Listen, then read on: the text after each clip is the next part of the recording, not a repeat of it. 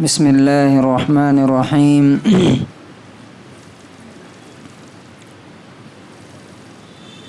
عن ابی ذر رضی اللہ عنہ عن جابر رضی اللہ عنہ ان رسول اللہ صلی اللہ علیہ وسلم قال اتقوا الظلم فإن الظلم ظلمات يوم القيامة واتقوا الشح فإن الشح أهلك من كان قبلكم إلى آخر الحدیث رواہ مسلم۔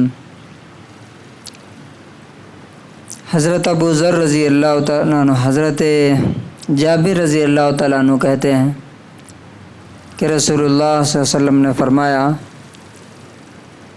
کہ ظلم سے بچو،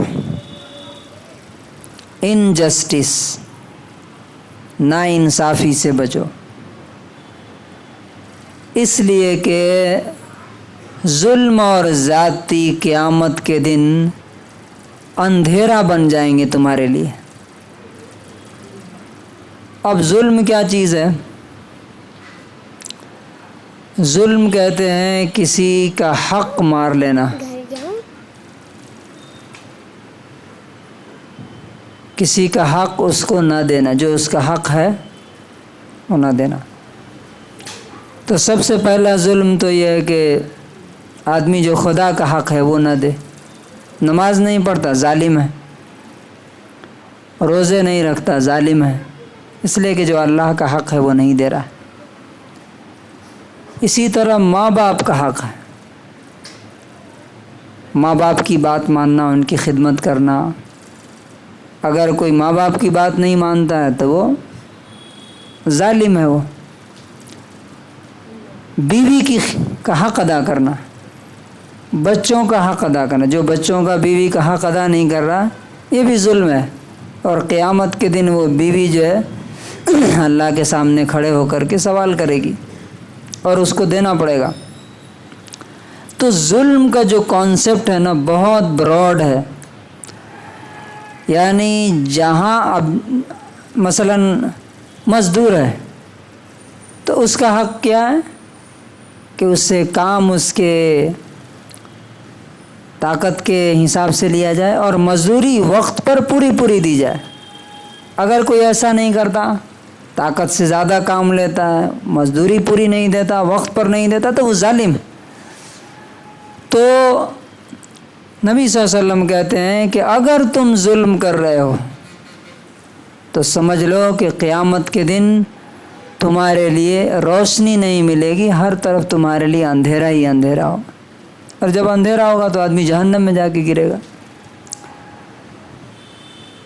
اور دوسری چیز فرمایا کہ واتقوا الشح، لالچ سے بچو، گریڈ، انتہائی لالچ۔ یہ ہوتا نا آدمی مٹھی بند کر کے رکھتا ہے، کسی کو کچھ نہیں دینا، نہ دوستوں کو کھلاتا ہے، نہ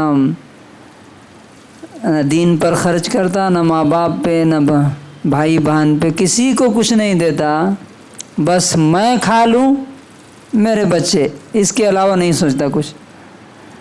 تو یہ شح ہے، کہا کہ اسی چیز نے تم سے پہلے لوگوں کو ہلاک کیا۔ حملہم علی ان سفکوا دماءہم واستحلوا محارمہم، اور اسی لالچ نے ہر چیز میری ہو جائے، ہر چیز میرے پاس رہے، چاہے کسی کوئی جہنم میں جائے، کوئی مرے، کوئی سڑے، اس سے مجھے کوئی فرق نہیں پڑتا۔